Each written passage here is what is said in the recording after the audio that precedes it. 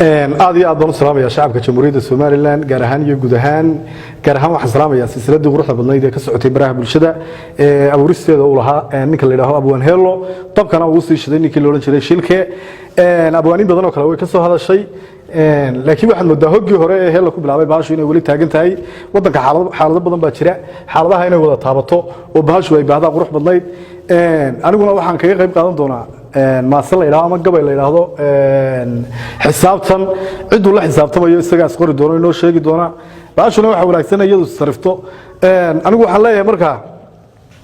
مركا تهاي حلي سيدي حق ما كوجولا يهاي إن أن كل حسابتما وحل قاعد هالكاتمي إلى حلا يوحي دعي أنت حاشت صقرة عن كحسابتك كوجوله مسحير كمو دقينه حد شيء يدك كوجو تهايو قفك حساب دقلا حبس بالله دقيا تلك حاكم كيسيو أنت حر لا تشوكتاي حرقة سياسة دي حلا ضي كل هذا ورميان حقيقين أما حير كوجبانين حل كنمان كل لادري حسبيا الله فرا يا بي حفلة لا تجياني ومبدأ حس كذي بابور لجو حرايستو مربل لجو حنفريا عنا جونا حقيقي غدا warkii xeebta lala tagay xogtiisaanu haynaa maxoolaadna moodeen ninku inuu xabaal galo iyo xabadka ka darnayda xisbiga helay xilliga wixii dhacay raga qaar xamili waa xulbad iyo xasiid iyo xildidooda uu soo qaad marna xeerka baarbaad la xidhiidh xigaalkii ragu xooray bari hore oo xidhiidhkooda uu jaray soo xasuusay maanta nin kasto xal u biday xafiiskiisa ugu yeed dabadeed ku xayraan yiri xaaladaydiyo xanta waad la socotaan dalka waan xukumaya xirsi waan xajiraya xabaal baan ku ridaya